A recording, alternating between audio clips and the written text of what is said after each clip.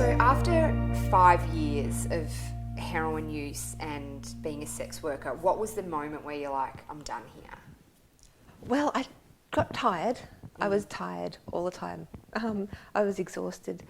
What was happening? Well, I was actually more stable. So after 5 years, I was still using really heavily, but I had worked my way up in the sex industry. So I was working in a really good brothel where I'd been for ages. I had a lot of regular clients, so I had more money. But in my private life, and I had a house, I'd rented a house by this stage, so I wasn't living on the streets or in a boarding house.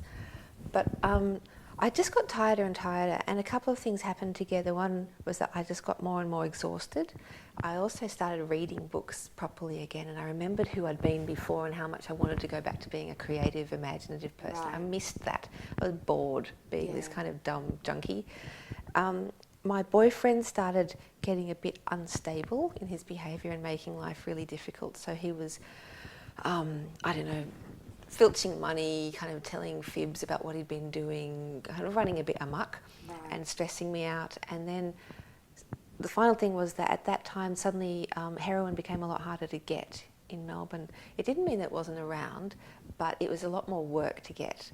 And people were ripping you off a lot more often. So instead of buying heroin, you'd end up buying baking powder, which is very frustrating. That would be so frustrating, I can imagine. Well, if you're desperately sick and you've just spent your last $50 on that and it's not going to do anything, you're very frustrated. Not that people will be sympathetic, but it is kind of devastating to find that you're now going to be intensely ill. And so all of those things kind of came together into the start of 2001. And I was already on methadone, but I decided to go and give it a really good crack, methadone. So I stopped using heroin with a lot of kind of trepidation, rather abruptly. Kind of tricked myself into it. I didn't think I was giving up. I just stopped without, making a huge drama out of it. Had family said to you, come on, this is the time now, or was it more just yourself? Yeah, well, my boyfriend kind of played a really bad trick on me, and my mum happened to be there and said, maybe this is the sign that it's time to let go of that life. So I just did methadone, which I wasn't expecting to work at all, but it did. So I just did methadone for 9 months, which was really, really hard. It makes you feel very ill and desperate and all the rest of it, but I worked very, long hours as well to keep myself busy. Right.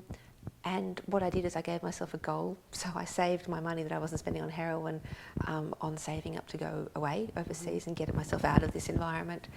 And I was working in the sex industry, really content doing that and intending to come back and resume it. But once I'd been overseas, I kind of got myself together. I crawled onto the plane after 9 months, just shattered, and went away and had the kind of chance to remake myself in privacy.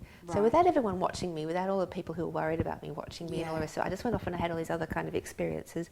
And when I came back a year later, I was going to go back into the sex industry, but I changed, and I didn't walk away from it. It just didn't really suit me anymore. Yeah, I had a partner and a different partner by then, and different things, different body. I just didn't feel confident physically as much as I had, and I guess that phase had finished for me. Yeah, it's kind of like, which would be for a lot of people, being in one job, going away, and then feel like you're going back to an old life that's not really you anymore. I had a couple of private clients that I saw a couple of times. I picked them up when I got back, but I didn't continue because I could tell that my heart wasn't in it, and it wasn't fair to them. Yeah, that I was taking their money, and I really didn't want to be there.